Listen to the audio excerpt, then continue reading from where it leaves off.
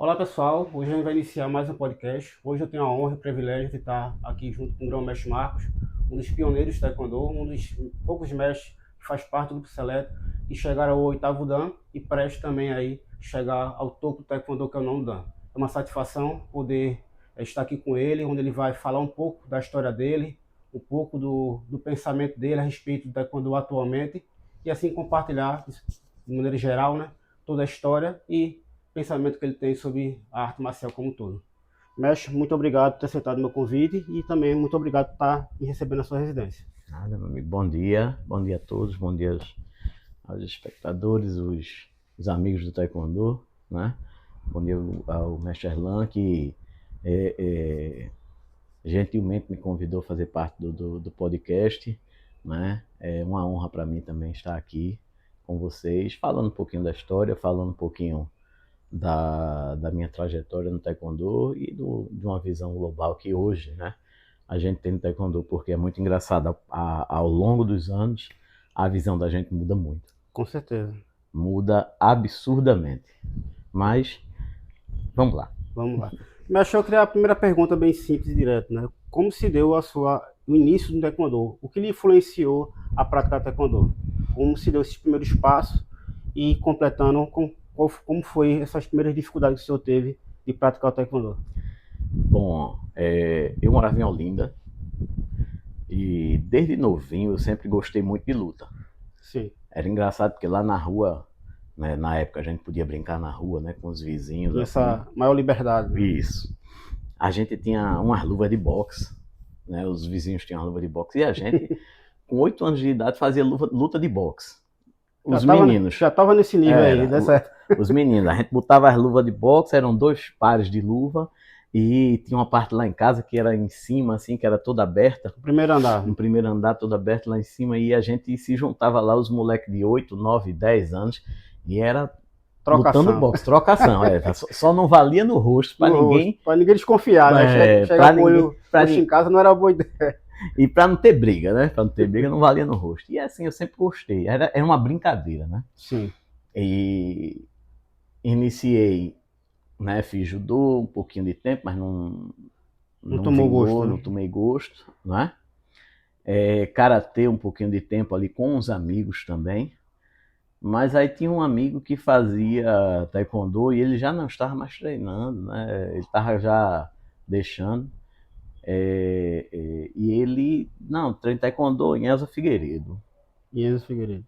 Aí eu disse, pô, eu quero ir lá ver, né? Aí meu pai levou, era mais ou menos perto de casa, em torno de 500 metros de casa. E antigamente, como ele disse, a gente podia ir andando, né? Sim. Então, meu pai me levou no primeiro dia, conheceu o professor, conheceu a academia, era uma academia pequena. Professora Roberto Duarte. O senhor lembra do local, a rua? Bairro Novo. Bairro Novo. Bairro Novo.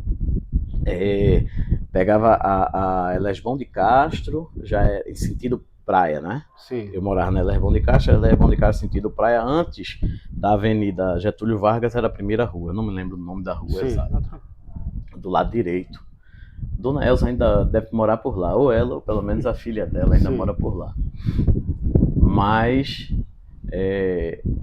aí eu fui para lá, papai matriculou, isso em 1984. Alguns dias atrás. Em janeiro. Eu era muito moleque, né? Eu ia fazer 10 anos. Poxa. Eu fiz 10 anos em fevereiro, então eu ia fazer 10 anos de idade, né?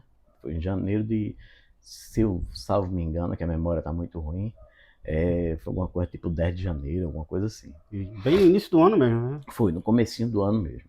Tarde de férias. Sim. No colégio, de férias escolares. E aí papai disse, não, você vai ficar treinando. Aí fiquei, né? E comecei a treinar, fui me empolgando, eu era muito gordinho, né? Sim. Aí também fui emagrecendo com o tempo, né? Entrando na adolescência, né? Você dá uma puxada, dá uma esticada e comecei a treinar, fui fazendo amigos, né? Que a gente seguiu junto. Tinham amigos que eram mais graduados do que eu, como Luciano Primo, Telmo, Lúcio Flávio, né? Esses 3 foram grandes referências para mim. Eles ainda hoje praticam taekwondo, você recorda? Não, nenhum deles. Poxa. Todos chegaram à faixa preta, Mas não deram continuidade. Não deram continuidade. E a gente fez aquele grupinho ali, né? E ficou treinando e ficou participando, eu aprendendo muito com eles. Roberto Duarte era uma pessoa que era muito ocupada, ele era do Exército. Sim. Né? Então, ele ia pouco na academia. Uhum. A gente praticamente aproveitava quando ele ia e dava uma aula, a gente ficava treinando aquela parte toda que ele ensinava ali naquele dia, né? Mas a gente foi seguindo, e você... É engraçado, né?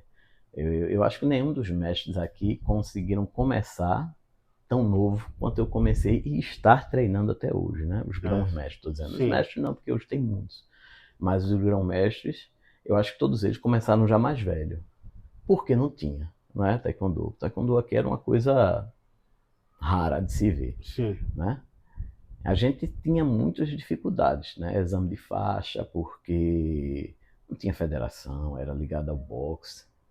Era a Federação de Pugilismo, né? A Federação de Pugilismo, exatamente.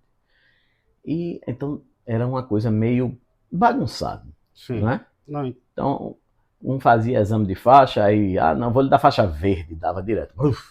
Né? E era assim. E uma das coisas que mais me motivou, engraçado, foi o meu primeiro exame de faixa. No meu primeiro exame de faixa, tinham acho que uns 6 ou 7 atletas fazendo de branca para amarela, né? Para amarela, entre aspas. Era o próprio professor Duarte que fez o exame na época. Foi, o próprio professor Duarte. E eu peguei grau amarelo. E eu fiz o exame todo direitinho. Aí eu digo, poxa, é porque eu sou pequeno, né? Porque eu era mais novo, né? Sim. É porque eu sou mais novo, é porque eu sou pequeno, porque eu sou gordinho. Na minha cabeça passou tudo aquilo, passou, né? Passou motivos, né? Aí eu fiquei parado e pensando e eu disse, eu vou continuar nesse negócio aqui até a faixa preta agora. Me arretei. Aquela coisa ruim, né? Sim. Então, foi uma das coisas que mais me empurrou no esporte, no taekwondo, foi isso. Esse primeiro desafio de ver o pessoal se graduar e o senhor tá com a graduação um pouco menor, vamos dizer assim. Isso. E todos esses que fizeram o exame para a faixa amarela não chegaram nem a grau preto. Eita. Todos esses. Eu fui o único que continuei, né? E tive muito apoio, como eu disse, né? Dos mais graduados que tinham, né? Que eram bons amigos, que até hoje são amigos, né? O senhor se recorda as academias que tinham nessa época, além da sua? Lembro. Seu... Tinha, bom, acho que eu lembro bem, né? Sim. Associação Pernambucana, né? Que era do mestre Renato. Acredito que a Associação Olímpica, que era do mestre Jerônimo também. Sim. Né? Da Rua do Jeriquiti, que era que depois passou a ser do mestre Geraldo, né? Era não lembro se ainda na época era mestre Iô, né? Tinha o esporte, eu acho. O esporte foi um pouquinho mais para frente. Tinha de Paulista, que era com o Márcio Gomes. Tinha a Dragão Azul, do mestre Franklin. Né? Essas eram as principais que eu lembro. Tinha o Nassau, o Clube Nassau, que era na época o professor Jeová.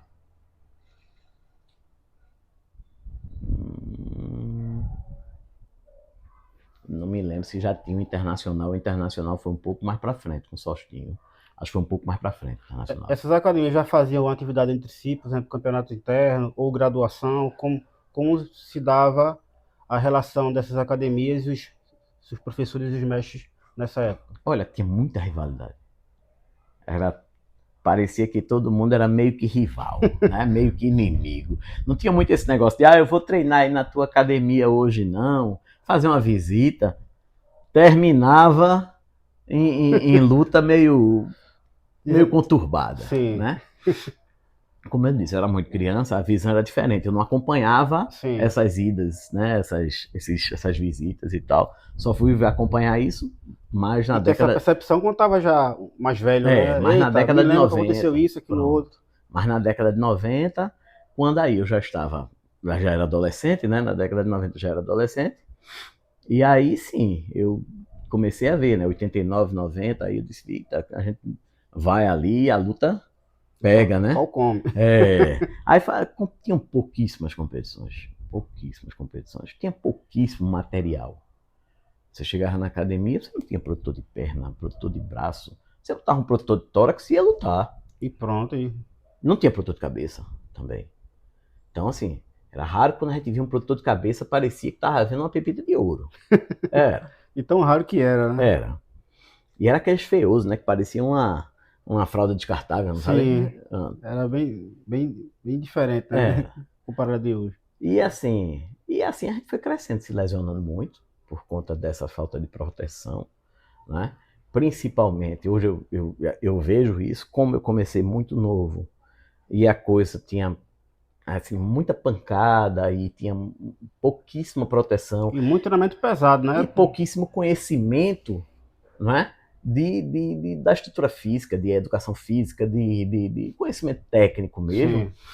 E aí o que acontece? Você botar um menino de 9, 10 anos para treinar feito um cara de 20, né? Ainda exigindo, bora! Aí o que acontece? Lesão no joelho, lesão no tornozelo, lesão nos ombros. E assim, hoje eu sinto, né? Hoje o senhor acaba tendo reflexo de tudo esse exagero que havia na época, né? Exatamente. Hoje tem. Tanto que quando eu comecei a dar aula em 1991. Eu era grau preto ainda, na época, como ele disse, não tinha muita faixa preta. Eu comecei a dar aula em 91 na academia Estilo, do meu amigo Carlos Parisi, que está até lá hoje ainda, sim, que é na Carlos Lima Cavalcante, ali no começo de Casa Caiada. Sim.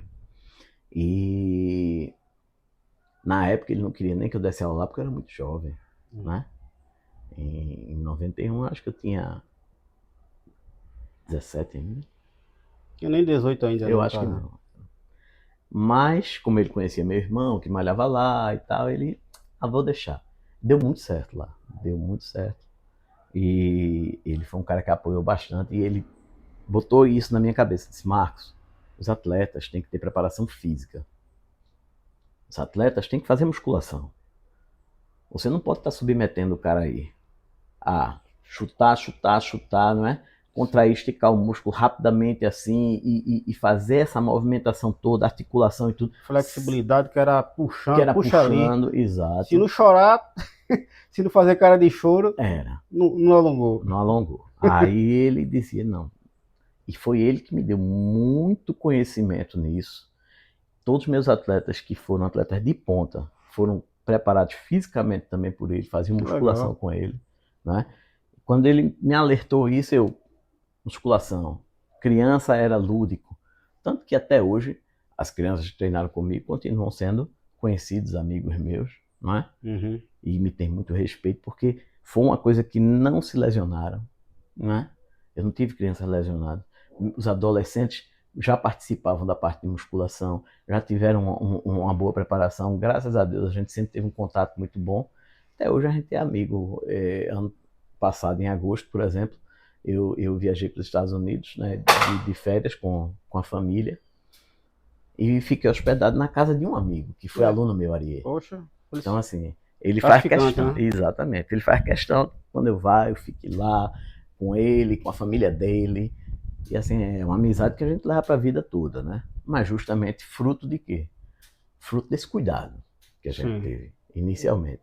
Agradeço demais a Carlos Parisi por conta disso, porque ele me alertou, me abriu os olhos, eu muito jovem, eu podia estar com aquela cabeça ainda fechada, né? Mas, graças a Deus, foi muito gratificante. Ele deu uma oportunidade de dar aula na academia dele e, contrapartida, você deu uma oportunidade a ele de ter essa troca, né? Exatamente. Aqui está o conhecimento, então você captou aquela mensagem, viu a importância e a necessidade que se tinha e colocou em prática e hoje colhe os frutos, né? E é engraçado, porque em 1990, salvo me engano, viu? Sim. Em 1990, veio um mestre coreano para cá. Eu não me lembro o nome inteiro dele, eu sei que era Park, chamava Mestre Park. Aí eu tentei associar com o Mestre Park de Minas, que já faleceu, mas eu acredito que não era ele. Não era o eu acredito, não me lembro, juro a você, eu não me lembro.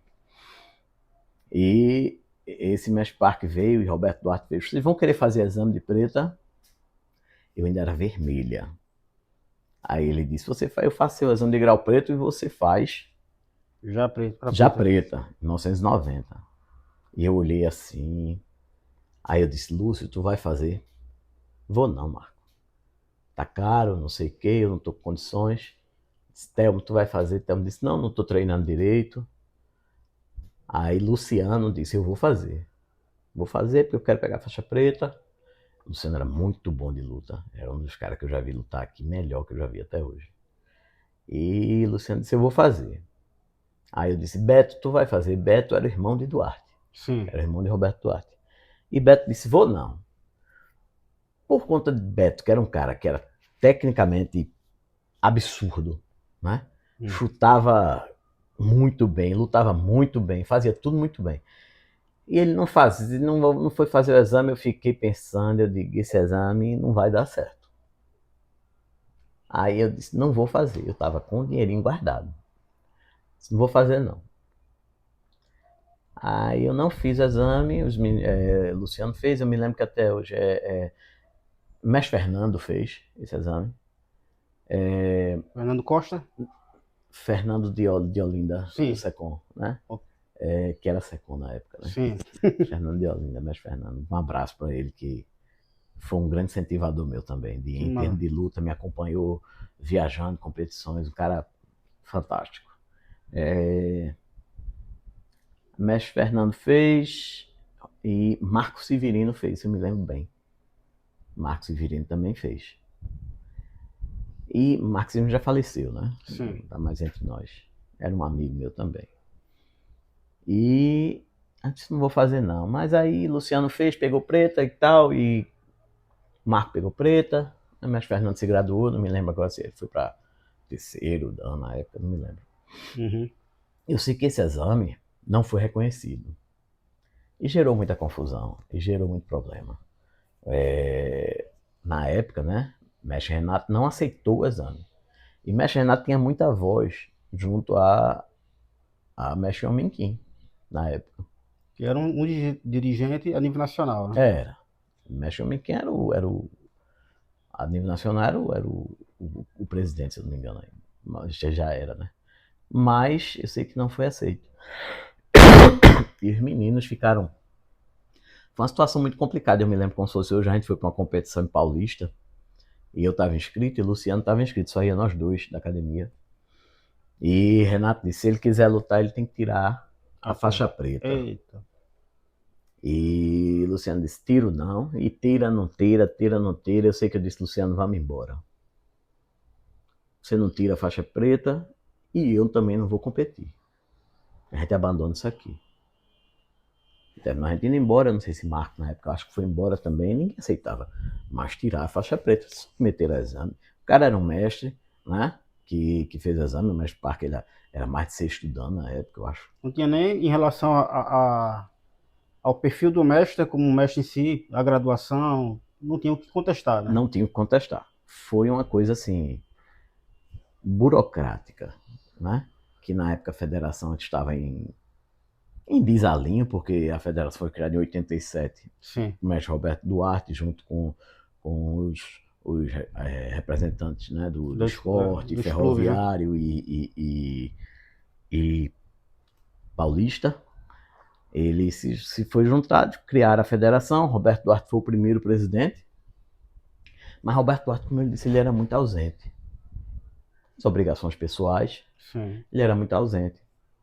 E isso terminou que a federação não teve um direcionamento, uma coisa e era o mais, de acompanhamento e coordenação. Era o momento mais importante, né? Que é o primeiro presidente que ia dar as diretrizes de funcionamento. Exato. Para o segundo, assim, dar continuidade e assim por diante, né? Isso aí foi uma falha, assim, complicou muito a situação logo no começo. E continuou meio que a bagunça que era com a federação ainda do pugilismo. E isso só veio se resolveu, acho que em 91 para 92, quando se juntaram de novo, e aí elegeram um novo presidente, que foi o grão-mestre Denis, né? E aí teve os exames de faixa com homologação da confederação.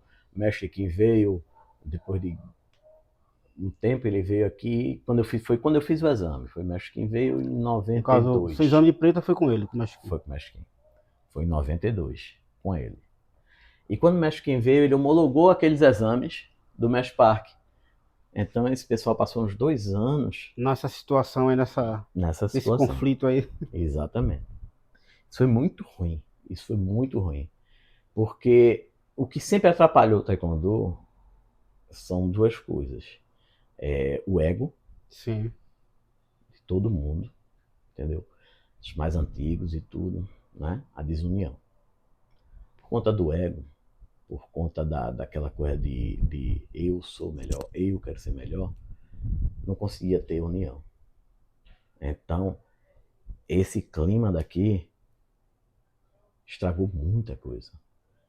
Graças a Deus, hoje é diferente. A gente convive muito bem com todo mundo.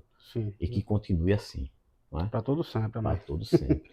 Eu sempre disse, conversei já. Rivanaldo, o mestre Rivanaldo, que hoje é presidente da confederação, sim, amigo meu de longas datas. Em 97 a gente participou de uma competição, acho que era seletiva regional Nordeste, né? Ele até disse: eu agradeço o senhor, porque eu me lesionei, eu ganhei, ia para a final. Aí ele tá com o Milton Escócia, e eu machuquei meu pé. Eu disse: não vou lutar não, porque eu machuquei meu pé, eu posso machucar mais e não vou para a competição. Sim. Né? Pode ficar pior. Aí ele disse: como se eu não lutou a final, me puxou. Né? Aí porque facilitou a vida dele. Facilitou a vida dele, aí puxou, ele ficou os 3 primeiros colocados. E a gente, desde aquela época, virou amigo e tá até hoje. Legal, tá bom. Mas ele é um cara que sempre teve muita visão, e ele sempre... Poxa, vocês têm uma velocidade, têm um chute mais forte, o que é isso? E ele sempre viu aquilo ali, porque Pernambuco era meio que a referência. Né? Natal cresceu demais com o Rivanaldo. Natal virou um estado de grandes atletas com o Rivanaldo. Né? Foi assim, um cara que abriu os olhos mesmo da parte competitiva. Né? E com... Sabino também. E com Sabino também. Sabino mais para a parte de Parnamirim, se eu não me engano. Né? Pronto. Foram 2 que deram essa alavancada lá, né? E formaram equipes e tudo, e cresceu bastante. E tanto que Rivanaldo hoje é um cara que se dedicou tanto ao representante da confederação. Colheu os frutos do trabalho dele. Do trabalho dele. Se dedicou, trabalhou certo, né?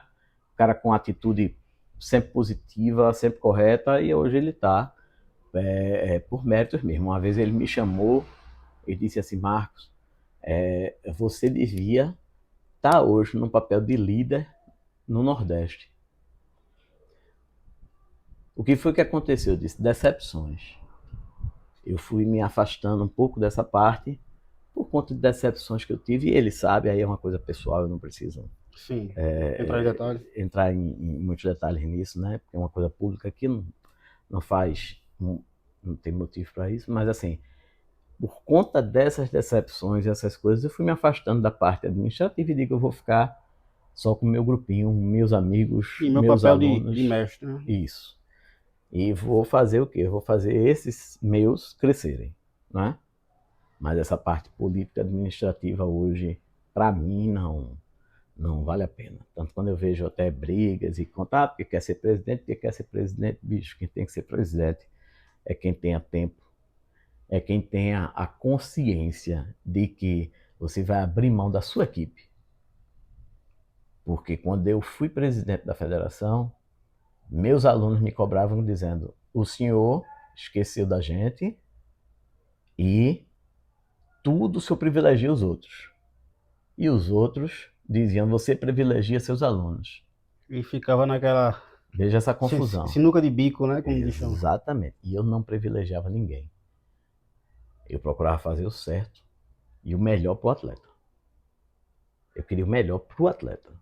Eu não queria para o dirigente. Eu não queria para ninguém, para a federação. Eu queria o melhor para o atleta. Isso tem que ser o melhor para o atleta. Então, é engraçado que você encontra o mestre Jamil hoje, é um grande amigo meu, e ele brinca, ele fez: esse foi o melhor presidente que teve para os atletas. muito brincalhão, Jamil, né? Mas é isso, eu sempre pensei no atleta, porque eu fui atleta e fui um atleta que não tive respaldo. Não tive respaldo de técnico, professor de mestre, então eu viajava só, lá uma pessoa me acompanhava, né? Alguém que estivesse no grupo me acompanhava, eu sempre fui muito só nisso, entendeu? Mas, graças a Deus, a coisa conseguiu fluir e dar certo. E das graduações que o senhor pegou anteriormente à preta, qual foi a que o senhor tem mais estima e a que mais você disse, essa aqui veio com muito treino, muito suor, muito sofrimento? Antes da preta, a que para mim foi a mais difícil foi a faixa azul. Quais foram as dificuldades maiores que o senhor teve que passar aí para conquistar? Foi porque meu exame de faixa azul era grau azul para pegar azul. Só tinha faixa vermelha para grau preto na academia. Então eu era o único que estava... o mascote, né? Eu era o mascote. E na época, o exame de faixa era o seguinte, né? Faz um teguc, né? Eu ia dizer Poncé, mas não era Poncé porque era colorida. Faz um teguc, 2 tegucs e luta. E Zé Fininho. E era luta, viu? Aí você imagina, luta sem protetor, com o pessoal mais graduado. Ninguém tem esse negócio de aliviar de... porque dia de exame todo mundo quer mostrar serviço, né? Somente o mais graduado que você vai dizer, vou deixar esse cabo Não vou levar revés. Não vou levar revés. Era engraçado porque eu chutava, por exemplo, na época, né? Pra época era comum. Pra hoje, voltou a ser comum que não era mais comum. Por exemplo, eu dava o Yopchagi muito forte. Entendeu? Então, assim, os meninos quando entravam tinham medo, porque eu botava a perna do Yopchagi na frente, dava uma escora muito forte e o pessoal caía. Né? Aí você pega o cara vermelho grau preto, levar uma escora do grau azul e cair no chão e levantar e fica indignado, né? Aí eu vou arrancar essa cabeça. Aí pronto, aí foi um exemplo que eu acho que eu fiz, sei lá, mais 10 lutas. Poxa. Foram mais de 10 lutas. Foi um exame de preta praticamente. Foi. E muita porrada, muita pancada, terminei todo machucado, mas consegui a faixa. E a faixa preta, como é que se deu você disse que fez com o Young Miki, me relata um pouquinho como é que se deu o exame, a situação, como certamente ele que viu deve ter sido um mundaréu de gente, né? Foi. De várias academias querendo fazer, até pelo fato que anteriormente era difícil o mestre vir aqui, né? Isso. Era de tempos em tempos, demorava para vir, demorava resultado, tudo era demorado, né? O mestre Kim, ele veio para cá e fez o exame, também, se não me engano, em outubro, eu acho, de 92. Ele veio e assim, a gente tava naquela situação, eu, Thelma e Lúcio. Luciano já estava mais afastado um pouquinho, tava eu, Thelma e Lúcio, os 3 no grau preto. E a gente queria fazer, os meninos trabalhavam, não tinha tempo, Lúcio trabalhava no banco. Não, Lúcio trabalhava onde era meu pai? Não sei se já era da PRF. E Thelma trabalhava no banco. E os meninos não tinham tempo.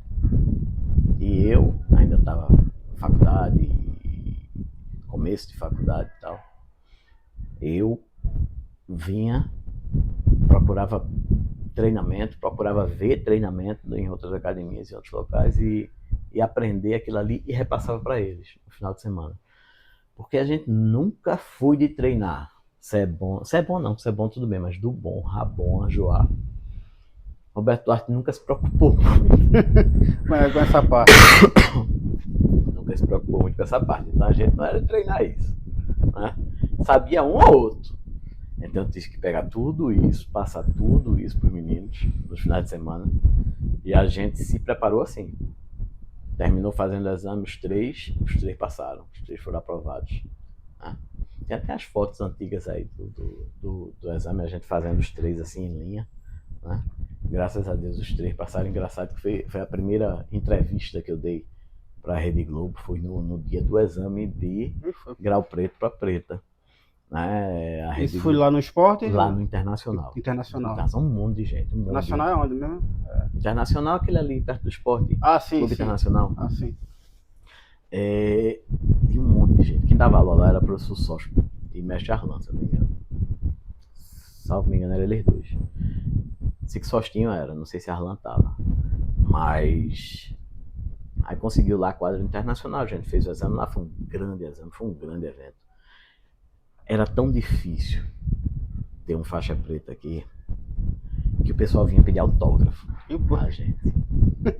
Veja que era uma celebridade, né? Era uma celebridade, você tá fazendo exame de faixa preta, era, puxa, né? Me lembro bem que Ricardo, filho, mas Renato fez nesse dia também, mas Geraldo fez nesse dia também. Quem mais eu me lembro? Nesse exame, além dos pernambucanos, né, vinha também praticantes de outro estado, da Paraíba, Rio Grande do Norte, era algo muito segmentado? Não que eu me lembre. Não que eu me lembre. Eu acredito que foi mais a gente aqui mesmo. Foi um exame nosso aqui. E era muita gente. Foi muita gente fazendo exame. Tanto para preta como para segundo, terceiro, quarto ano. Se você chutasse assim, tinha quantas pessoas realizando exame? Quase assim? 100. Tá cá, poxa. Eu acho que tinha quase 100. Tinha quase 100, tinha uns 70 por aí. Tinha uns 70 e poucos. Tinha muita gente, a quadra estava cheia. E como é que foi o exame aí? Como é que foi a sensação, o treinamento, assim, na hora, na realização? Você se lembra da... Lembro de tudo. Na hora foi maravilhoso. Foi você entrar, executar bem a movimentação, fazer tudo que foi pedido, né? Não teve quebramento de telha. Aí eu tinha levado telhas, e engraçado, tem uma história engraçada. Eu, Thelma e Lúcia, a gente procurando telha. Aquela telha inglesa quadradona. Aquela telha inglesa quadradona. Vai ter quebramento, tem que levar as telhas. Tem que arrumar de um jeito. Aí meu pai disse, meu filho, eu tenho aqui em casa 10. Eu disse, eu quero, pai. Eu peguei as 10. Aí os meninos, a gente não tem telha, a gente não tem telha, a gente não tem telha. E a gente disse, vamos procurar aqui em Bairro Novo, se algum lugar o pessoal esteja descartando essas telhas. A gente olhou e viu um galpão abandonado, né? Pô, o galpão tá abandonado. Vamos ver se a gente chama alguém aí para ver se tem essas telhas. O galpão caindo nos pedaços, tudo caindo nos pedaços, todo aberto, o lugar aberto, né? Sim. Assim, não tinha muro, não tinha nada. Os meninos entraram, aí subiram no negócio assim e puxaram as telhas. Destelharam o galpão. Pegaram 20 telhas lá e levaram. Mas esse galpão, inclusive, foi destruído depois. Ele tava ali para demolição mesmo. Sim. Mas foi muito engraçado, porque eu disse, meu irmão, vocês estão roubando telha, bicho, para fazer exame de preta, velho. Tem vergonha na cara e a gente ria aqui só com isso. Foi divertido. Você que chegou no dia nem precisou das telhas. Eu até quebrei as minhas. Botei as lá, as minhas e quebrei. Eu digo, já tá aqui, já tá aqui, eu não vou levar para casa, não. Aí quebrei lá, tirei até foto e tudo. Mas não teve exame, não teve quebramento de telha, não. Teve tábua e tal, mas não teve telha, não. Mas foi muito bom, velho. Foi um dia de extrema felicidade. Extrema felicidade. Então, ficou marcado mesmo pela amizade minha com o Thelma e Lúcio, né? Ficou marcado aquilo ali por conta do esforço que a gente teve desde cedo para estar ali, né? E fazer um exame de faixa preta. Depois disso, os meninos, por conta de trabalho e tal, não treinaram mais. Se afastando. E eu fui o único que continuei e estou até aqui. Inclusive, Lúcio passou um tempo treinando comigo em Elza Figueiredo. Em Elza Figueiredo, não, desculpa. Na Estilo. Porque eu já tinha tarde dando aula na Estilo e aí Lúcio pegou o preto e ia treinar lá e ficou treinando junto comigo lá, né? Sim. Então, eu não digo que eu era professor dele, era outra coisa. Ele era professor comigo. Parceiro de treino, era uma troca. Era professor comigo, porque eu não podia dizer que era professor dele. Ele ensinava, ele treinava demais e a gente se deu muito bem. Hoje ele é faixa preta de jiu-jitsu. Muito legal. E treina jiu-jitsu. Pra ver, né, como é que são as coisas. E na sua opinião, o papel do taekwondo nordestino a nível nacional, o quão importante ou quão cresceu diante do cenário nacional? Porque o Mexiô, que foi que organizou a seleção e levou o taekwondo pernambucano aos grandes pódios do Brasil e do mundo, praticamente, né? Eles que organizou, assim, e hoje a gente está conhecendo muito sobre essa questão de luta, né? Graças a Deus que hoje a gente está também conseguindo desenvolver a parte do Poncé, mas sempre a luta foi o nosso maior forte. Mestre O, ele era, assim, ele era antes do tempo, né? Ele, acho que ele já tinha vindo do futuro, porque ele tinha um olhar de competição, de luta muito apurado. Então ele elevou o nível técnico de Pernambuco na parte de luta, e tanto que a gente teve campeões brasileiros, medalhistas nacionais, né? Com toda dificuldade, né? Mestre Vladimir foi bicampeão brasileiro. Mestre Vladimir era um monstro. Aquele homem era um monstro lutando. Infelizmente não está entre nós. Infelizmente não está entre a gente mais, mas ele era um monstro lutando. Era uma força da natureza, uma coisa que nasceu para aquilo. Talvez se ele tivesse sido mais bem cuidado, como ele disse, aquela questão do cuidado, preparo físico e tal, de não fazer algumas loucuras que a gente fazia, né? Como outro dia desse Mestre Tamar, meu amigo Mestre Tamar, botou no grupo uma foto do Mestre Geraldo Olívio pulando de cabeça nas telhas, no Geraldão, né? E ele pulou em 30 telhas, se eu não me engano. E aí o pessoal, fantástico e tal, de loucura. Cara, isso aí é você expor sua vida a risco.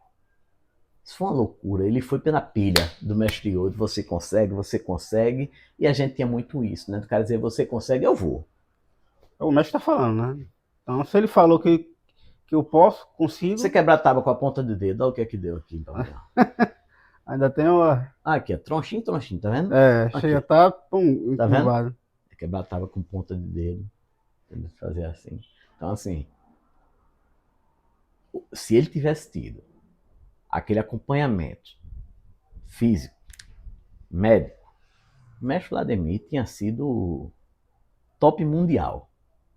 Ele era um monstro, Que Deus o tenha em bom lugar. Um cara de coração bom, e era meio bruto, mas o coração era bom demais. Foi um dos meus professores em Elza também, porque assim, lá em Elza, como o Roberto Duarte era muito ocupado, a Elza às vezes procurava um professor para substituir. Então passou por lá Mestre Arlan. Esse eu tenho grande orgulho de dizer que passou por lá, né? Sostinho, né? Passou por lá. Uma pessoa que me lembro com o nome de Henrique, mas ele era da Paraíba. Eu me lembro o nome dele de Henrique da Paraíba, mas quando eu perguntei depois de um tempo, ninguém conhecia. Passou por lá. Mestre Vladimir também passou por lá na época, em 88, eu acho, 87, 88, ele deu aula por lá e trouxe até 2 meninos da Colômbia que vieram com ele, Satoru e Hajime, que eram muito bons atletas, muito bons atletas. Eu lembro que eu apanhei que só deles. Pensa na memória boa, né? Eu lembro que apanhou. Eu novinho, pô, e como ele disse, né, ninguém tinha pena de ninguém, não. Botou pra lutar, era pau. Botou pra lutar, não tinha... Aí tu pega 2 monstrinhos, faixa preta, de fora, da Bolívia, né? De outro país. Eu vou perder pro Brasil nada. Veio pra cá e lascou o cacete no brasileiro. E mim, que eu era pequeno, lasquei-me de ver, apanhei que só. Mas essas coisas ficam na cabeça da gente, a gente se lembra. Em respeito ao papel do Nordeste, Pernambuco tinha sempre tudo para ser o expoente daqui, né? Hoje eu vejo, por exemplo, muito mais Natal, né? Rio Grande do Norte, desculpa, como um estado modelo por conta da organização administrativa e por conta das pessoas que tiveram esse envolvimento mesmo, de poder abrir mão de certas coisas, de organizar bem seu tempo, né? Mas eu sempre chamei todo mundo e disse, gente, quantos estados o Norte e o Nordeste têm juntos? A gente tem a maioria do Brasil. Tem, a gente é muito grande. Só o Nordeste são 9 estados. São 9 estados. A gente tem a maioria do Brasil. Então, se a gente quiser, todos os presidentes da Confederação vão ser do Norte e Nordeste. Eu sempre disse isso. Todos os eventos, quando entrarem para disputa, né, na eleição, na Assembleia, vão vir para o Nordeste, vão vir para o Norte e Nordeste. Porque a gente tem o maior número. Sim. Então, basta o Norte e o Nordeste se juntar, acabou.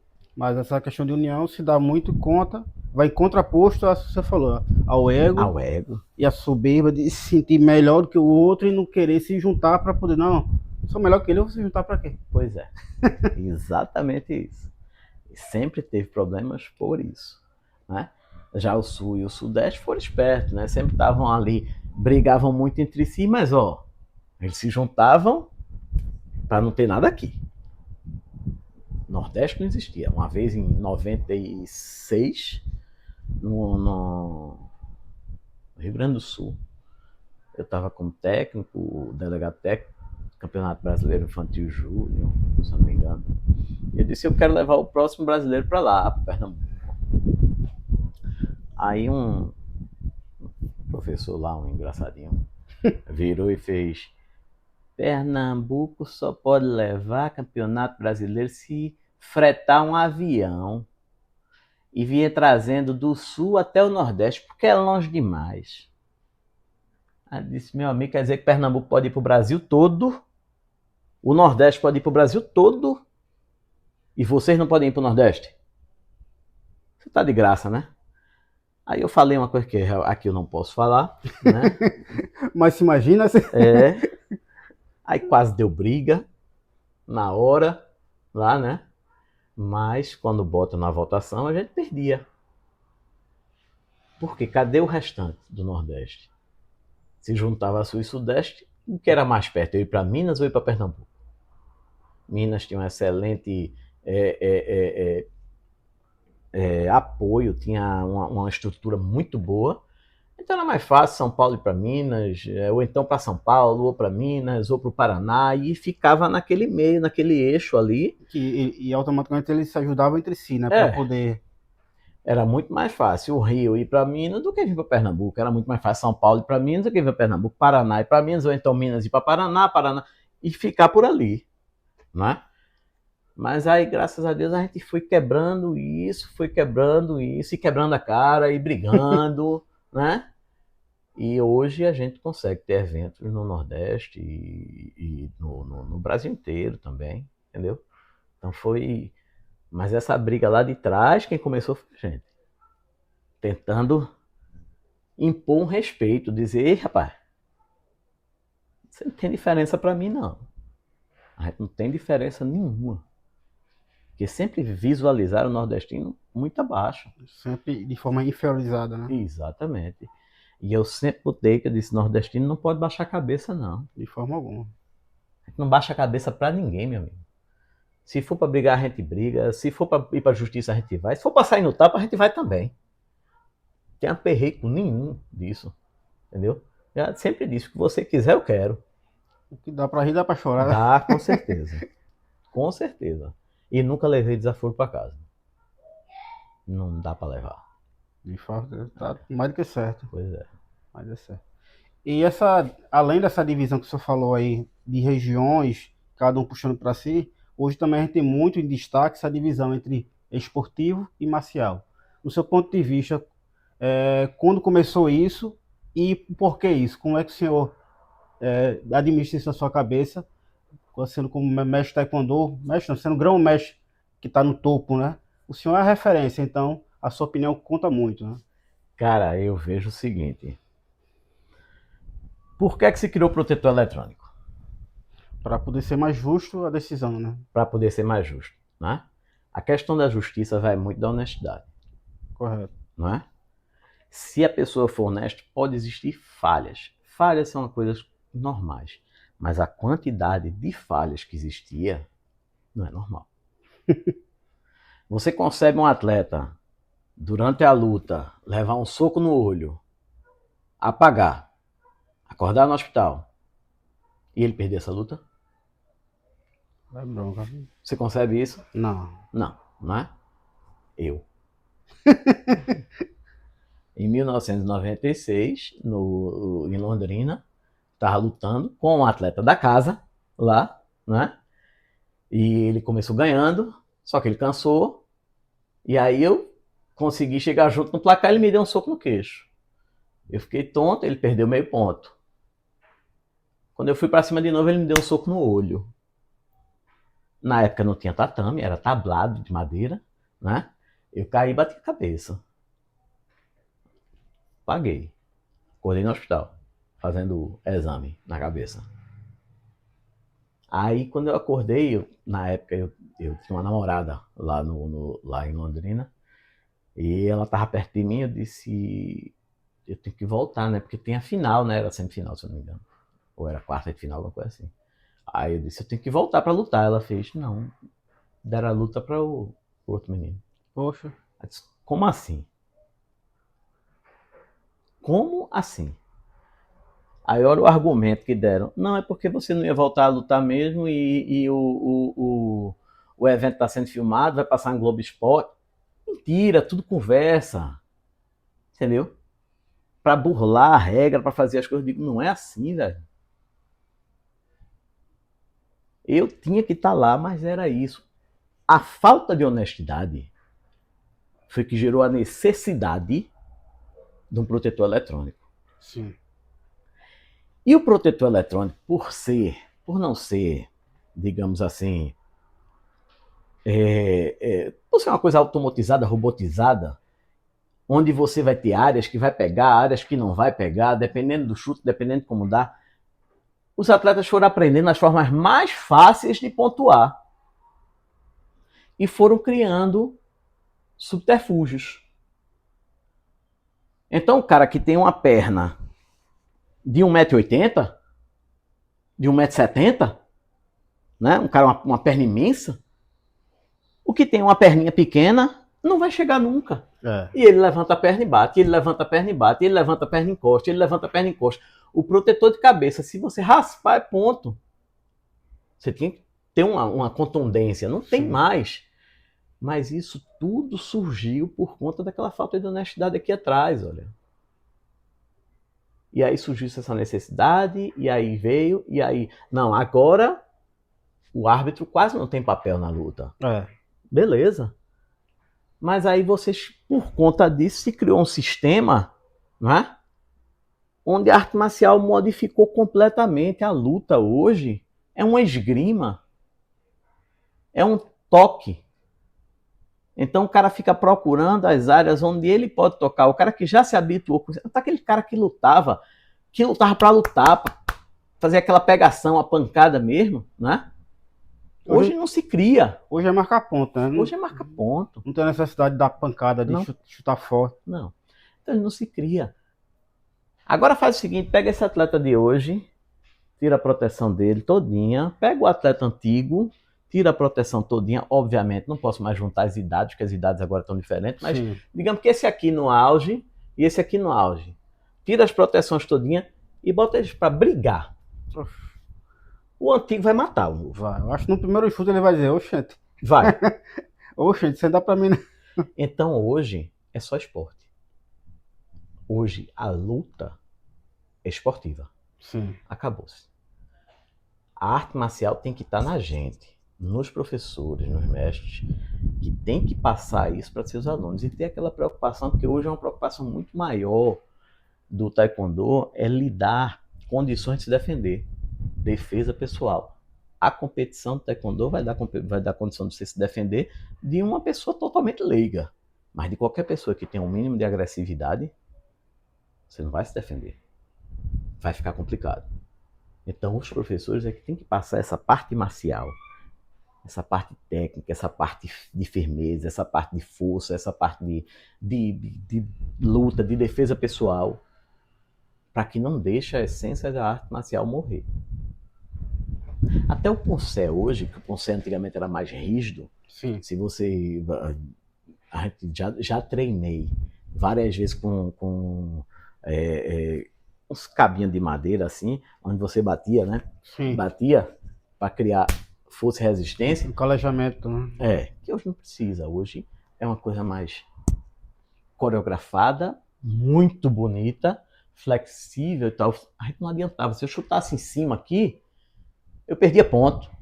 Eu tenho que chutar aqui, ó. Meu rosto é rosto, né? Para que eu vou chutar aqui? Eu vou lutar com o gigante? Não, né? Então, se fazia o poncé de acordo que você deveria levar aquilo para uma situação real de luta. Mas hoje é uma coreografia. É muito bonito, é lindo, né? Mas não reflete a necessidade de defesa ou de ataque de uma arte marcial mesmo. Cabe aos professores, aos mestres, a manter isso vivo. Óbvio, eu vou manter a parte esportiva, porque meus atletas querem a parte esportiva. Sim. Né? E muitos precisam, né? Que recebe Bolsa Atleta. Exato. Depende também muitas vezes daquela bolsa. Depende daquilo ali, né? Recebe Bolsa Atleta, recebe bolsa de faculdade para estudar. Então, assim, óbvio. Patrocínio que vem decorrente a essas participações como atleta, a visibilidade. Então a gente tem que entender que o esporte mudou, que a arte marcial mudou. Mas eu posso manter vivo, ensinando ele também a parte de defesa, a parte de arte marcial em si, né? Da guerra em si. E deixar sempre na cabeça de um atleta, eu sempre digo isso a todo mundo, eu digo, olha, você, é engraçado que o mestre lá de mim fazia olho de tigre, ele gritava muito isso aí, eu digo assim, você tem que ter um leão, um tigre dentro de você. Esse leão e esse tigre, eles não precisam estar expostos a todo momento, não. Sim. Entendeu? Você pode ser um gatinho manso, entendeu? Mas no dia que você precisar do leão e do tigre, ele tem que estar o quê? Vivos e apostos para lhe defender. Todo mundo tem que ter isso. Eu tenho que ter isso guardado dentro de mim. A agressividade tem que estar aqui, olha. Já dizia aquele provérbio, né? Se vis pacem, para bellum. Se quer a paz, prepare-se para a guerra, né? Sim. Muito comentado também, é mais fácil ser um guerreiro num jardim do que um jardineiro numa guerra. Ah, sim. Não é? É muito mais fácil. Muito. Então, assim, sempre digo, prepare-se para tudo. Mas a gente tem que entender, treinamento competitivo, treinamento do esporte, treinamento para medalha, treinamento para luta, treinamento... Esse daqui a gente treina. Mas vamos lá, uma vez por semana, vamos treinar esse aqui também, que vai preparar você para a vida. Inclusive você ter resiliência. Demais. Entendeu? Por que eu continuo ainda no taekwondo? Pô, já operei os 2 joelhos. Já rompi tendão de Aquiles. Tenho os 2 ombros extremamente danificados. Tenho epicondilite. Tá? Tenho um problema no túnel do carpo. Por que eu treino? Porque lá atrás eu aprendi a ter resiliência. Dizer assim, vou parar por isso não. Vou baixar a cabeça para isso não. E você vai. E você continua. Mas eu vejo, mestre, pegando isso que o senhor comentou, eu vejo que hoje em dia muitos professores de mestre procuram o caminho mais fácil, onde só dão aula de competição. Eu não falo nem de maneira profissional, né? Aqueles atletas que você sabe, como você bem falou aí, que dependem disso. Mas de maneira geral, hoje em dia, se tornou comum e perdendo mais fácil. Quer dar aula de competição, quer só de raquete, daqui a pouco termina a aula. E hoje os princípios marciais não são exercitados no dia a dia. E a gente sabe, como você bem falou aí, são eles que são a base da nossa arte marcial, que se perpetua em nossas características físicas e psicológicas, para a gente poder ter resiliência, empatia, próprios princípios da taekwondo, cortesia integrada, personalidade, controle, isso que nos dá, né? Porque a parte competitiva, por melhor que seja, e por mais benefício que você tenha, enquanto atleta, tem um limite, que é os, vamos dizer assim, a idade. A idade que bateu 30 anos já tá velho. Já tá velho já. E a maioria do pessoal até da Olimpíada hoje em dia, nem 30 anos não tem mais, né? É tudo, acho que a casa dos 20, 20 e pouco. É uma garotada que tem um preparo físico assustador, né? E tudo alto. E tudo alto, magro, aquele biotipo longilíneo, né? O senhor falou até do comprimento das pernas. Das pernas. E tem a mesma característica semelhante. Você botar tudo junto, é quase tudo igual. Né? Mas aí, como que o senhor falou, foi o seguinte. Esses professores e mestres, né, que só querem dar um treino de raquete, eles também não foram forjados por um professor mestre que veio com uma parte marcial mais forte. Sim. E o que você não recebe, você não repassa. É verdade. O que você não aprendeu, você não vai conseguir repassar. E muitos desses, eles só querem também ganhar a bolsa técnico, não sabe? Sim. Ou um percentual, ou um contrato, ou uma coisa, ou aparecer Olha aqui meus atletas, todos campeões. Aí você faz assim, quantos você formou? Nenhum. Veio tudo de A, B, C, D, E. Eu não aceitava atleta de outra pessoa na minha academia. Eu vou lhe dizer sério, eu tinha Tâmara, por exemplo. Tâmara, ela era vice-campeã mundial. Foi embora para lá, para São Paulo, para o Rio. Foi para São Paulo, para Santos. Depois passou um tempo. O pessoal do Sul, na época... Oi, painho. O pessoal do Sul, na época, fazia muito disso, de levar uns atletas que são muito bons nossos para sugar até o limite. E depois descartava. Então, assim, Tâmara passou uma época lá que já não ganhava, que já não era tão bem visto, e aí voltou para Pernambuco. E aqui, Augusto, que era o professor dela, não estava dando aula. E aí disse, não, Tâmara vai treinar lá em Marco, então. Eu disse, eu não quero. Porque não é atleta minha. Não é da minha, né? Na época, Mardi, um mestre, o próprio Augusto, ligou para mim e disse, não, aceite aí, deixa ela treinar aí. Se não, se quiser vir passear, vir um dia, outro, mas como atleta, não, aceitei, tá bom, aceitei, né? Ela é maravilhosa, ela é uma pessoa ótima, maravilhosa, mas era uma questão só minha mesmo, de atleta e tal, entendeu? Tive alguns atletas que vieram de outros professores, mas o procedimento sempre era o mesmo. Eu dizia, não quero, primeiro você, né? Manda o seu professor falar comigo, então. O professor falava, dizia, não, aceita, tá tudo certo. Porque eu gostava mesmo de formar, da base. Uhum. Porque aquele... meio doido também, né? Eu dava grito nos meninos também. E os meninos tinham que entender que aquilo ali era uma coisa que não era pro mal dele, né? Sim, era uma coisa séria, né? Era uma coisa séria.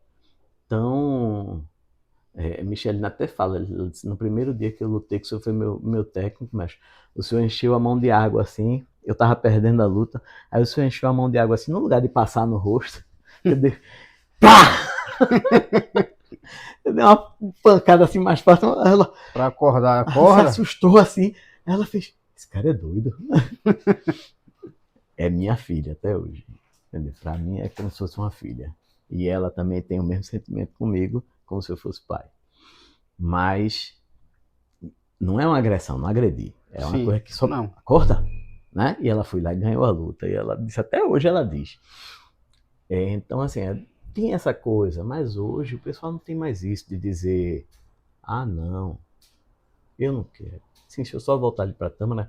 E ela voltou e foi lá para academia e ela treinou e treinou e treinou e voltou a ser campeã brasileira e foi campeã pan-americana. Poxa, que arretado. E depois seguiu, né?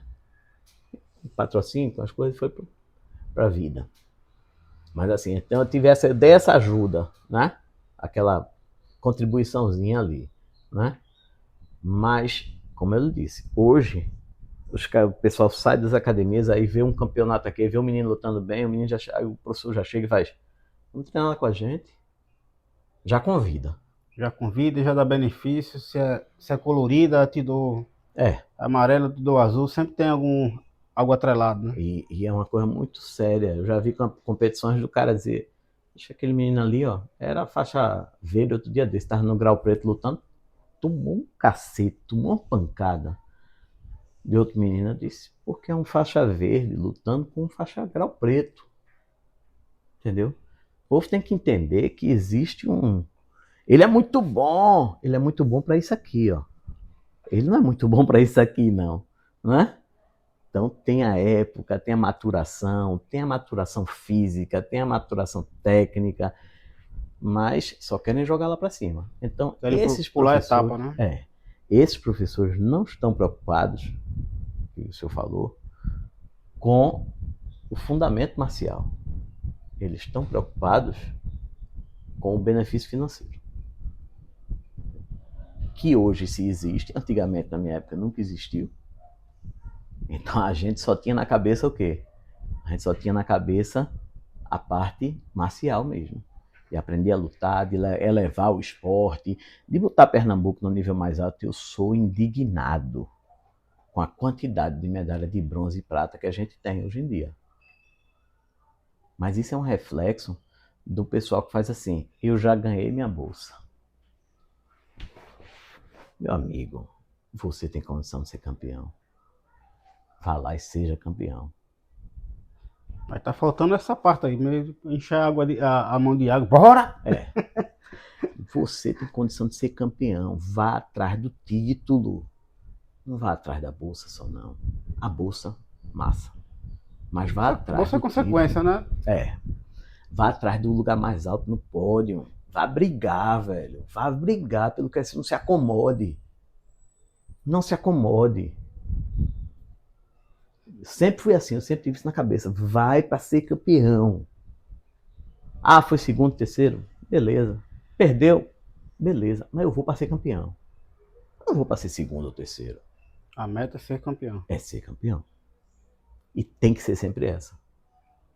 Porque tu já pensaste na tua vida? Você vai chegar num nível confortável. Tá bom aqui. Tá bom aqui, velho. Você tem que ser o melhor. Você tem que ser o melhor pai. Você tem que ser o melhor irmão. Você tem que ser o melhor marido. Você tem que ser o melhor filho. Você tem que ser o melhor profissional. Quando você perde essa identidade de você querer ser melhor, você para de evoluir. Sim. Você para de evoluir. E o homem que para de evoluir, parou. Acabou.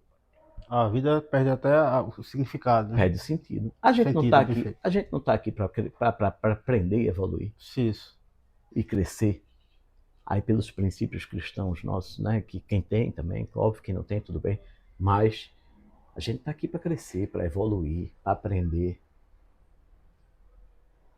Qual sentido faz de eu parar a minha vida? Tem que estar sempre procurando crescimento, evolução, melhorias, né?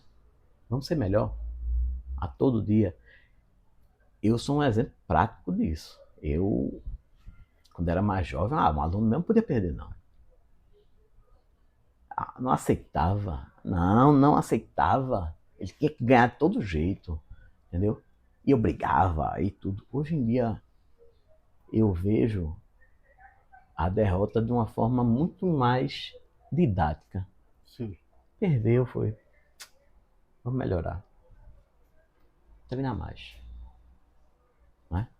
Então tem certas brigas, tem certas coisas que a gente vai no meio do caminho, né? E você brigava com uma pessoa, com outra, e hoje em dia vai, pô, valia a pena isso? Não valia. E você fazia inimizades, né? Ficava aquela rixa, né, depois, né? Valia a pena? Não valia. Eu podia estar aqui, né? Podia estar ali hoje. A gente fazia amizades, né? A gente fiz muitas amizades, mas assim, ainda podia fazer mais, né? Podia ter feito mais. Essa briga de egos na época foi que se deu a divisão, a né? divisão de liga e federação. Foi briga de ego. Nada mais do que isso. Né? Nada mais do que isso. E até hoje persiste ainda essa questão do ego, né? De interesses pessoais. E assim vai. Exatamente. Quando o pessoal devia entender que tem espaço para todo mundo. Para todo mundo. Tem espaço para todo mundo, sem eu precisar tomar o seu espaço, sem eu precisar passar por cima de ninguém. Eu tenho meu espaço. Você tem seu espaço, todo mundo tem espaço. Mas tem gente que quer ser dono de tudo. E aí, meu amigo? Quer ser o manda-chuva, não? E aí a coisa desanda. A coisa desanda. E termina nessas divisões, nesses rachas, nessas brigas. Entendeu? E por assim vai. E por assim vai. E hoje o senhor, com o 8º Dan, sendo desse grupo seleto de mestres que chegou a essa graduação, sendo um dos primeiros do Brasil, né? Qual é a sua percepção daquilo que o senhor vivenciou e hoje qual é esse fruto? Depois de tantas dificuldades, tantas histórias contadas, momentos vividos, qual é a sua percepção quando olha para trás? O senhor pensa o que hoje? Qual a sensação que fica? Primeiro, eu nunca imaginei chegar tão longe. Um dos grandes responsáveis pela minha graduação é o grão-mestre Arlan e o grão-mestre Fernando. O daqui de João Pessoa, né? Da Paraíba. Da Paraíba. Fernando Costa. Então, eles dois são, acho que, grandes responsáveis por isso.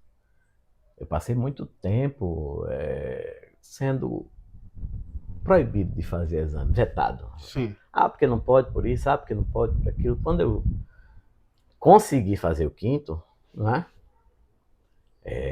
Na época o presidente da confederação chamou e disse, não, vamos corrigir essas inconsistências. Vocês foram assim, tolhidos muito tempo de fazer exame. Então vamos corrigir isso daí. Começou a corrigir, né? Mas eu fiz sexto e achei que para mim ali estava bom. Quando o senhor fez para quinto, o senhor ainda era presidente nessa época? Não. Ou foi tempo depois? Foi depois. Eu acho que eu fui o único presidente que nunca fez exame de faixa durante a gestão. Mas, assim, aí eu fiz para sexto. Ah, tá bom. Aí surgiu a oportunidade, depois de fazer o exame para sétimo, nem Natal. Teve muita briga, muita confusão, né? Ligaram para dizer que não podia fazer, que não sei o quê, e não sei o quê. E o presidente da confederação, na época, estava lá também com o mestre Paulo de Sergipe. E, não, por que não vão fazer? A gente conhece o pessoal a vida toda. E aí aumentaram o preço de exame. E eu disse, meu irmão, eu não vou fazer não vou nem pagar, eu vou fazer. Disse, não, vou não. Aí tava o mestre Arlan, né? Tava o mestre Fernando, tava o mestre Esdras. Não, o senhor vai fazer. Não, meu irmão, preciso fazer não. Vocês fazem aí, eu assisto aqui o exame de vocês. Não, vou não. Né? Tava Sagatti no dia, tava... Não, mas isso foi na Paraíba? Foi em Natal. Natal. Faça. Eu disse, meu irmão, até aumentou o valor já aí. Eu não tenho na condições não, meu amigo, eu não tenho condições não. Aí eu me lembro assim que Léo Morandas, né? Disse, não, mestre, veja, é porque a gente tinha um negócio, eu tinha comprado uns bobs daquele, sim, que ele trazia equipamento de fora, ele importava, né? Eu disse, Léo, eu vou pagar, tu traz para eu vender, né? Aí eu disse, olha, então vamos fazer o seguinte, os bobs, né? Você vende e você vai tirando a parte do exame daí, né? Porque terminou que ele que bancou a parte do exame e ele foi tirando com a venda dos bobs, né? Então, assim, eu não tive perda também, né? Porque o dinheiro dos bobs que eu investi voltou. Sim. Então, eu não tive ganho. Sim. 0 a 0, vamos dizer assim. Foi. Mas aí eu fiz o exame meio que a contragosto lá, mas fiz. Beleza. E o de oitavo foi a mesma coisa. O de oitavo, Arlan e Fernando, vamos fazer. Mestre Gilberto convidou a gente e vamos fazer. E eu fiquei, poxa, eu não quero mais. Eu sei que eles insistiram tanto que eu terminei indo. A amizade é tão... Que não, porque a gente tem que fazer, que tem que ser os três, sabe aquele negócio, tem que ser nós três. A união, né? Aí eu disse, tá bom, eu vou também. Aí fui, fiz, graças a Deus deu tudo certo. Mas para mim, lá atrás, eu tinha parado já de fazer exame no sexto. Eu entendo que, assim, tem mais motivos de estar... Não tinha mais motivo de estar fazendo exame, porque eu não queria mais me envolver na parte política, e talvez essa parte de graduação mais alta seria mais para a parte política e tal. Mas fiz, né? Tá aí. Então hoje o sonho é viajar para a Coreia, né? Hoje o sonho é viajar para a Coreia. Com certeza vai se concretizar, você vai gostar muito. Deus lhe ouça, porque assim...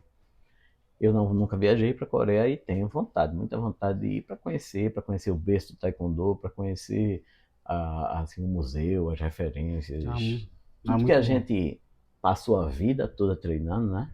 Eu estou com 51 anos de idade, comecei com 9 para 10, eu ia fazer 10 anos, então 41 anos nessa pisadinha. E sempre vendo a Coreia como referência, né? Nossa referência. Então, um dia eu vou lá. Vai. Já vai comprando já casaco de frio. É frio, né? Muito frio. Eu tive lá o ano passado em outubro, passei um mês. É muito frio. Apesar que eu fui, não era na época do inverno, né, que nevava. E frio, a gente tá acostumado com calor, né? É. E alimentação, leva uns pacotinhos de cuscuz, leva uns 10, E pode? Acho que não pode, não. mas bota lá, se passou. Porque a alimentação é uma das coisas que mais impacta a gente. É. Quando eu voltei, emagreci uns 3 para 4 quilos. Ah, então tá bom pra mim. Então tá bom, tô precisando perder peso mesmo. Tá tudo certo, tá tudo certo. Pronto, mas é muito gratificante, viu? Muita coisa que a gente vê através de vídeo, filme, ou depoimento dos grão-mestres, falo dos coreanos, que a gente teve, principalmente o senhor que teve acesso muito mais do que eu, e poder ir lá e ver com os próprios olhos, não tem valor que pague, né? Tem valor, tem, né? Assim, para conseguir ir. Mas em compensação, é um privilégio poder. E agora com o Dorama, a gente deu, eu tô dentro do Dorama aqui. Os coreanos, as coreanas. Eu em 97, eu tinha voltado do campeonato pan-americano. Fui com o Ariê, que é esse aluno meu, né? Ele foi campeão. Eu fiquei em terceiro lugar, eu participei da luta em Poncé, fiquei em terceiro no Poncé. Ele foi campeão de luta. Aí quando eu voltei, parei no Rio de Janeiro para fazer um curso, um seminário técnico do Comitê Olímpico. Era com o mestre Ko Hyun-jong, né, que é o tetracampeão mundial. Sim. Que hoje ele é diretor da WTF, né? Uhum. E é do Kukkiwon também. Aí ele me deu um cartãozinho dele, assim, aí ele fez. Que a gente passou um dia inteiro lá na Academia do Mesquim, fazendo uns vídeos que tinha para fazer uma matéria, alguma coisa assim. Vídeos promocionais, né? Era, vídeos promocionais. Aí eu fiquei com ele fazendo, e aí eu conversava com ele. Aí ele deu o cartão e fez: vá na Coreia e me procure. Hoje em dia ele não vai mais nem lembrar, claro. A não ser que eu mostre a foto da época, né? A foto antiga nossa. Mas no dia que eu for lá, eu vou procurar ele mesmo. Somente para tirar uma foto e dizer: deixa eu tirar uma foto. Fazer essa comparação daqui. Eu bem magrinho, né? E o cara era um monstro. O cara era impressionante. A panturrilha dele era a minha coxa. Taca. Era. Ele era um cara que tava assim, eu parado, eu tenho 1,74 m, né? Aí a gente treinando, fazendo as coisas, não sei o que lá, e o cara disse: não, chute pulando, pra filmar e tal. Aí ele parou do meu lado aqui, assim, ele pulou e deu um iop por cima da minha cabeça, assim, e voltou. Disse: meu amigo. Já é pessoa murcha, né? Eu digo, isso aí é fora do normal, né? Padrão absurdo, absurdo. E hoje, diante dessa experiência toda, eu gostaria que o senhor me falasse um pouco, não só na sua perspectiva para essa nova geração de professores e mestres que estão chegando, mas também um conselho que o senhor poderia dar aí para essa nova geração, que geralmente hoje estão procurando muitas vezes o caminho mais fácil, não só de se formar, mas muitas vezes só de ensinar o mais básico, que é talvez só a competição, só a raquete. Qual seria o caminho mais ideal hoje em dia, na sua perspectiva, diante de todas essas experiências que o senhor traz consigo? Primeiro defina suas metas e prioridades. Taekwondo vai ser uma chuva que vai passar? Aí você pode ficar nessa, como a gente diz, nessa mediocridade. Mediocridade não é imbecilidade, não. Sim. Mediocridade significa estar no meio, né? Sim.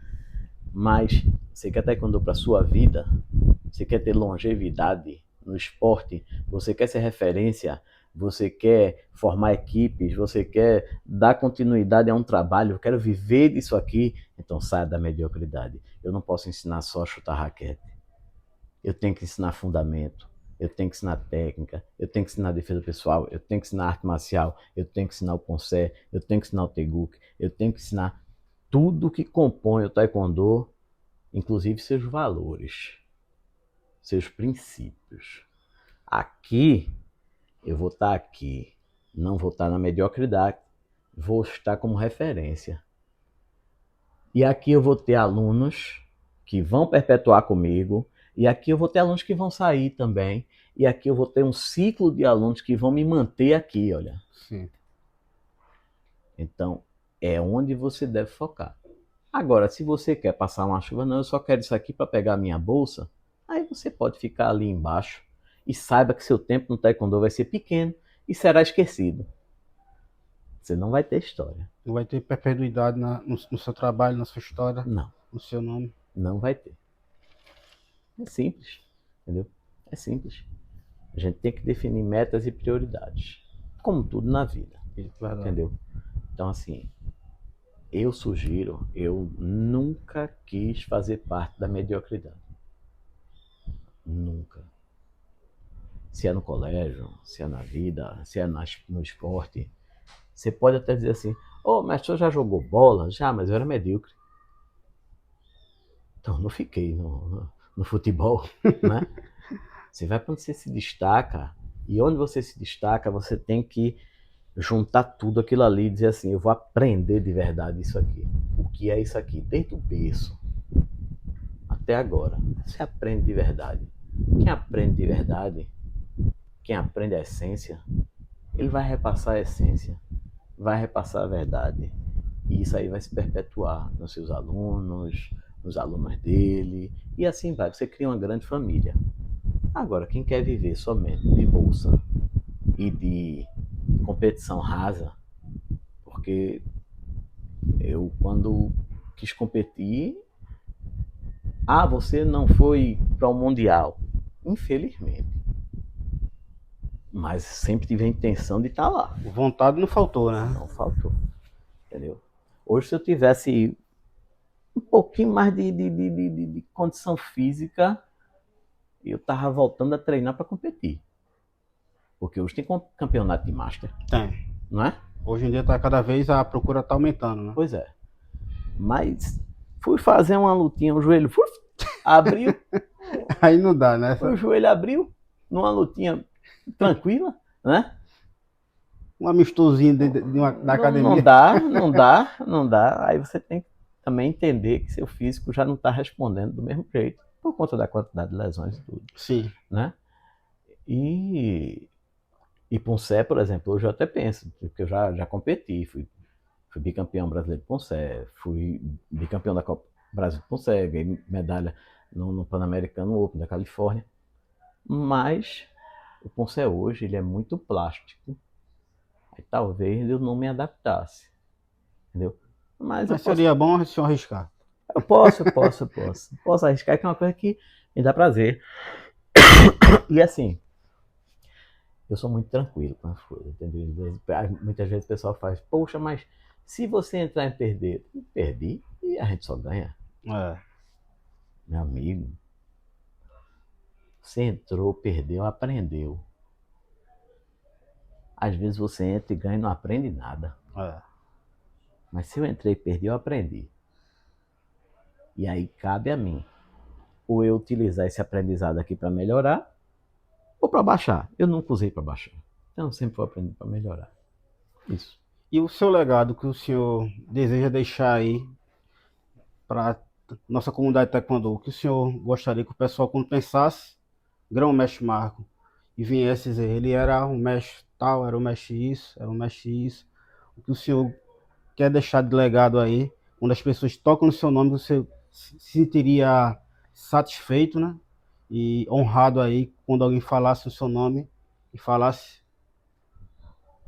que eu sempre fui uma pessoa justa, que eu procuro sempre o melhor para todos.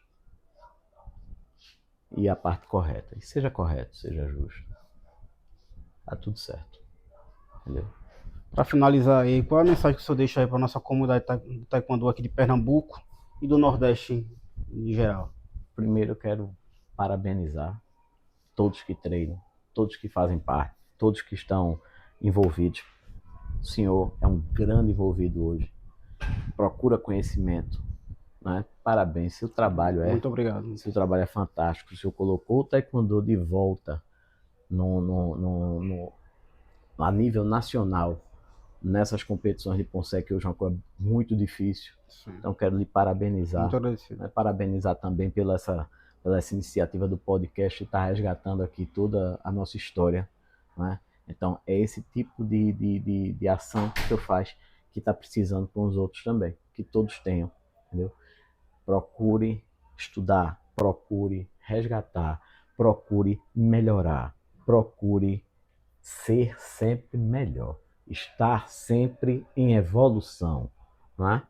parabéns a todo mundo que está treinando, todo mundo que está envolvido, todo mundo que tem um envolvimento real e um envolvimento responsável, né? Não é chegar aqui, pegar um menino e botar para chutar. Eu pego um menino da rua aqui agora e boto ele para chutar, que ele vai chutar. Verdade. Outra coisa é eu ensinar técnica, eu ensinar a parte tática, e ele aprender, e ele evoluir. Não é só evoluir na raquete, evoluir no chute, na luta, não. Ele evoluir como pessoa. Eu tenho que ensinar princípios. Princípios. E que vocês botem isso na cabeça também. E aí a gente vai ter uma comunidade sempre maior, melhor, né? Longeva e cada dia melhor. E um último recado aí para aqueles professores e mestres do seu período aí de início, vai dizer, poxa, meu amigo Marcos, e aí? Meus amigos, meus irmãos velhinhos, né? Mas Charlão vai assistir, oxê, meu amigo tá aí. Eu sou o mais jovem deles, né? Sim, dos três, é o caçula. Eu sou o caçula, eu sou o mais jovem. Justamente por aquele ter começado muito novo, numa época onde os jovens iriam parar por conta das lesões, porque era um esporte de muita pancada, né? Então eu sou o mais novinho, eu sou o caçula, mas eu só tenho que agradecer. Eu só tenho que agradecer a todos vocês da minha época, eu aprendi demais com vocês, né? Vocês sempre foram referências para mim, e a Mestre Charlão, não tenho nem o que falar, é meu irmão, né? É uma pessoa que, por várias vezes, né, a gente já se desentendeu por conta de intervenção de terceiros que procurava, parece que fazer a gente se distanciar, mas eu era muito jovem, não tinha uma cabeça tão madura, e às vezes eu brigava com ele, mas ele, mais velho, com a cabeça mais maduro, mais maduro, ele parava e dizia assim, não, Marquinho é assim mesmo, isso é dele. E meu irmão, você está aqui, ó, coração, e eu devo muito a você. Mestre Fernando, grande abraço, meu irmão, entendeu? Mestre Geraldo, grande abraço. O senhor é um parceirão lá de Olinda, não é? Lá do Taekwondo de Olinda. E Mestre Jerônimo, para mim, sempre foi uma pessoa que, assim, que eu tive muito carinho, né? Porque ele é uma pessoa que se envolveu sempre a vida toda com Taekwondo, nunca se envolveu em confusão, briga. Se permaneceu neutro, né? Ele se permaneceu neutro, mas aquela pessoa que sabe olhar e dizer, aqui tá certo, aqui tá errado, ele sabe, entendeu? Então, Mestre Regis também, que foi meu vice-presidente. E foi, claro. Foi, eu fui presidente, ele foi vice-presidente, e eu passei depois da federação para ele. Depois ele só assumiu como presidente, que foi após sua... Eu passei só 2 anos, do mandato de 4 eu passei 2, porque eu tive uns problemas, meu pai faleceu e eu tive uns problemas pessoais. E aí eu disse, olha, eu não estou com tempo, nem estou com condições. E ele pegou isso aí e tocou o barco e botou a federação de novo lá em cima. Ele é um cara excepcional, um grande abraço, mestre, certo? Vitão, eu era preta, eu acho que Vitão era verde. Eu acho que era por aí, viu? Eu acho que era. Mas assim, um cara excepcional, entendeu? Primeira qualidade, Mirinho também. Então, assim, são tantas pessoas que fica difícil trazer a lembrança toda. Trazer essa lembrança, esse leque, não é? Mas muitos me ajudaram, muitos me apoiaram e tiveram, assim, papéis diferentes, mas importantes na minha vida, né? Mas Fernando, lá de Olinda, do Secom, do Antigo Secom, né? Do Antigo Secom, que viajava muito para ser técnico das seleções, ele me acompanhou muito nessa parte técnica, né? Eu sempre fui um cara muito sozinho para treinar, para tentar evoluir, né? Um cara que eu tinha muita briga, Soneca, grande abraço, meu querido. Tá nos Estados Unidos agora, né? Que hoje a gente vê, né? A gente brigava, aquela coisa de disputa. Sim. Né? Hoje é um amigo lá, um querido que tá lá, e sucesso, viu, meu irmão? Agradeço a você por tudo que você tem feito também no Taekwondo aqui, procurando incentivar as pessoas. Dando a mão pro pessoal, né? Para participar do Wrestling Open. Dando a mão pro pessoal. Cara fantástico também. Então, assim, a gente amadureceu e você para e vê que, né? Então, a vida é essa, né? A gente você parar, amadurecer e melhorar. E melhorar. Se não for assim, não tem sentido. Verdade. Né? Então, toda essa galera, todo esse pessoal, um grande abraço. Saudade de todos, né? Que eu não os vejo sempre. Sim, não é recorrente, Entendeu? né? Não é. As oportunidades. Mas estou por aqui, né? Precisando de mim, todo mundo já sabe que eu sempre digo a Vitor, digo, estou por aqui, se você precisar, pode chamar. Estou às ordens, né? Pode chamar, estou às ordens, faz parte. Eu sempre vim para trabalhar, sempre vim para ajudar, sempre vim para tentar crescer, né? Um abraço também especial aí, uma amiga lá que está nos Estados Unidos também, né? João Feitosa, né? Está lá nos Estados Unidos. Abraço, meu querido. E um cara que foi um grande formador de atletas, né? Tá lá lutando. E isso é bom demais. Formando família, tá com uma família linda lá. Maravilha, Deus abençoe. Então, assim, e a gente vai se espalhando, né? Pelo mundo, a gente vai se... Né? Vai crescendo, vai evoluindo, vai evoluindo. Novas experiências, novas expectativas, novos objetivos e assim vai. Há meus meninos aí que pegaram faixa preta e que foram campeões, né? Aderbal, Caninho, Michel, Kaline, Ariê, Micheline, né? Calil, Wagner, um médico já faleceu, João Paulo. Só em números, né? Viviane, Cíntia, Sabrina, então toda essa turma, teve vários, não tem nem como... Né, enumerar, né? E nomear cada um, fica difícil. Um grande abraço para essa turma toda, que muitos eu não os vejo mais, mas... Guardo no coração, né? Guardo no coração, e eu tenho certeza que eles também guardam uma lembrança maravilhosa. Então, a gente finaliza mais um podcast. Eu agradeço novamente, Grão-Mestre, por estar me recebendo na sua casa e ter aceitado esse convite, né? De contar um pouco da sua história, seu legado e tantos momentos que o senhor viveu aí que compartilhou conosco. Eu que agradeço, meu amigo. Agradeço a todos. A lembrança, o carinho que sempre todos têm comigo quando eu chego nos lugares, nas competições. Graças a Deus a gente conseguiu fomentar isso, né? De estar bem com todo mundo, né? Sim. Porque até mestre Jadson fez assim, isso é muito querido, viu? Aí eu disse, é porque eu não quero mal a ninguém. A gente tem que passar na vida sem querer mal aos outros, né? Com certeza. E o que a gente quer para os outros não vem para a gente. A vida tem esse reflexo, né? O que a gente faz, que a gente planta, que a gente colhe, né? Exatamente. Então, mestre, mais uma vez, obrigado. Obrigado. Satisfação.